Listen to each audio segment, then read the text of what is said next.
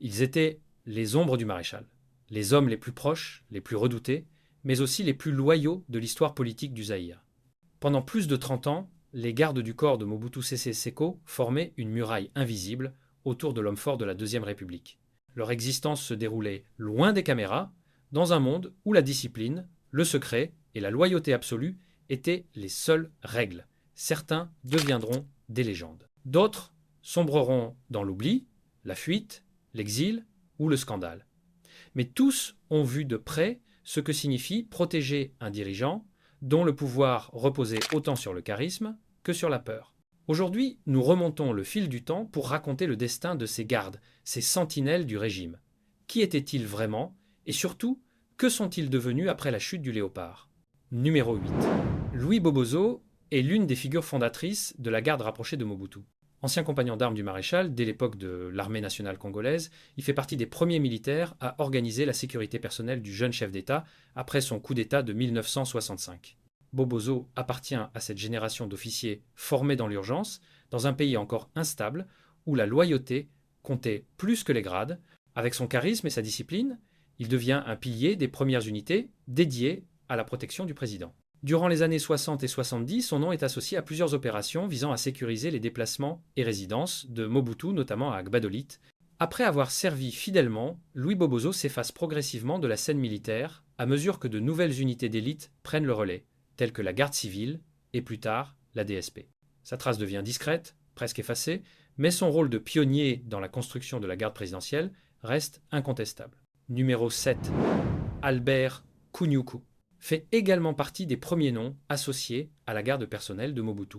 Militaire rigoureux, respecté pour son sens du devoir, il participe à la mise en place d'une protection présidentielle qui, à l'époque, n'avait rien de comparable à ce qu'elle deviendra plus tard. Kunyuku appartient à cette ancienne école des officiers qui ont accompagné Mobutu dès le début de son ascension, bien avant la création officielle de structures comme la garde civile ou la DSP. Son nom réapparaît dans plusieurs archives militaires comme l'un des cadres ayant servi autour de Mobutu durant les premières années décisives du régime.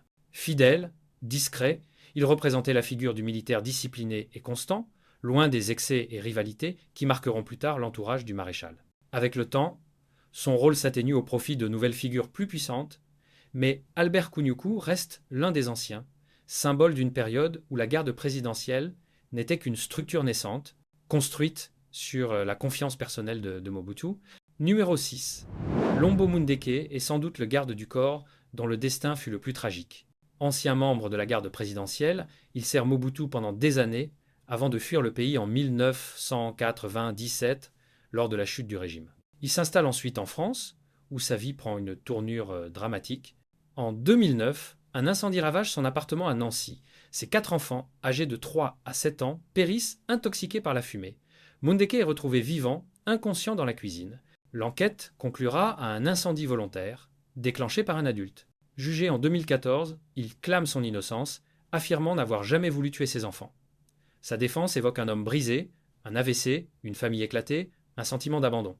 Ses autres enfants, plus âgés, témoigneront en sa faveur. Ce drame fait de lui l'une des figures les plus sombres et les plus mystérieuses de l'ancienne garde du maréchal, un homme passé de protecteur du chef de l'État à symbole tragique d'une vie brisée après l'exil. Numéro 5. Kapama Baramoto Kata est sans doute le plus puissant des anciens gardes du corps de Mobutu. Simple chef de section au départ, il gravit les échelons de manière fulgurante, notamment grâce à son mariage avec une cousine de l'épouse de Mobutu. En 1987, il est nommé général et prend la tête de la garde civile, l'une des unités les plus stratégiques du régime. Sous son commandement, la garde civile devient une force colossale. En 1996, elle compte officiellement 26 000 hommes, avec un budget équivalent à celui de l'armée entière, pourtant 4 fois plus nombreuse. Baramoto fait partie du fameux clan des Faucons, ces généraux accusés de détenir un pouvoir immense au sein du système mobutiste. Après la chute du régime, il fuit le pays et devient l'un des exilés les plus médiatisés. Plusieurs procédures judiciaires le viseront plus tard au Congo pour détournement et abus de pouvoir, même si beaucoup restent controversés. Numéro 4. Le capitaine Zogbele est l'un des gardes les plus respectés de l'entourage de Mobutu. 14 années au service du maréchal, dont plusieurs passées au sein de la sécurité rapprochée. Il fait partie de ces hommes qui accompagnaient Mobutu dans ses déplacements les plus sensibles, de Kinshasa à Gbadolite, jusqu'aux années de déclin du régime. Dans une interview devenue célèbre, Zogbele raconte qu'il a accompagné Mobutu jusqu'à sa dernière demeure au Maroc.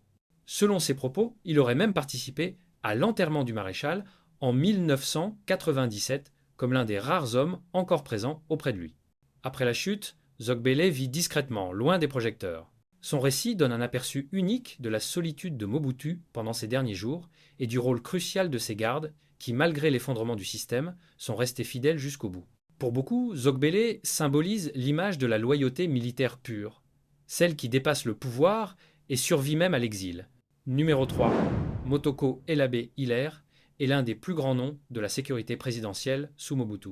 Lieutenant-colonel, formé à l'école des officiers de Kananga, promotion 1982, il devient le commandant du bataillon de sécurité rapproché du maréchal. Sa loyauté est légendaire. Lors de l'avancée de la FDL en 1997, Mobutu hésite à quitter Gbadolite. Selon plusieurs témoins, c'est Motoko qui le pousse littéralement à monter dans l'avion, lui évitant une capture certaine. Ce geste marque l'histoire. Après l'exil du maréchal, il poursuit une vie discrète en Europe. Il reste respecté dans les cercles militaires comme l'un des derniers officiers à être resté fidèle jusqu'à l'effondrement. Motoko Elabe Hilaire meurt en août 2020 et à Liège, en Belgique. Sa disparition est saluée par d'anciens camarades, comme celle d'un soldat exemplaire, un homme de devoir, dont le nom restera lié à la fin dramatique de la Deuxième République. Numéro 2. Sido Bongo, également appelé Mongosei Mambu Apika Lingbengbe, est une autre figure majeure du bataillon de sécurité, ancêtre direct de la DSP. Il fait partie de ces gardes du corps qui ont eu un accès très intime à Mobutu, présent dans les résidences, les déplacements et les zones considérées comme les plus sensibles du régime. Connu pour sa loyauté indéfectible, Bongo est souvent cité aux côtés de Motoko Elabe II comme l'un des piliers de la sécurité rapprochée du maréchal. Sa présence, au sein des unités élites, a marqué toute une génération de militaires qui le considéraient comme une légende vivante. Après la chute de 1997, lui aussi disparaît des radars médiatiques, vivant loin de la lumière, dans un contexte où les anciens dignitaires du régime étaient souvent pourchassés ou marginalisés. Bongo finira par décéder plusieurs années avant Motoko, laissant derrière lui l'image d'un soldat discipliné, fidèle et profondément impliqué dans la sécurité du dirigeant qu'il servait sans faille. Numéro 1. La garde civile zaïroise était l'unité la plus stratégique et la plus redoutée du système sécuritaire de Mobutu. Créée pour soutenir directement le régime, elle n'était pas une simple force de police ou un bataillon ordinaire, c'était une véritable armée dans l'armée. Officiellement chargée du maintien de l'ordre, elle s'est rapidement transformée en un appareil de protection politique doté de ressources colossales et d'un pouvoir considérable. À son apogée, sous le commandement du général Kapama Baramoto Kata, la garde civile comptait jusqu'à 26 000 hommes, avec un budget comparable, voire supérieur à celui de l'armée nationale, pourtant beaucoup plus vaste. Ses missions allaient de la protection rapprochée du président au contrôle des zones stratégiques, en passant par la surveillance des opposants. Elle était aussi un instrument de dissuasion, chargé d'imposer l'autorité du maréchal sur l'ensemble du territoire.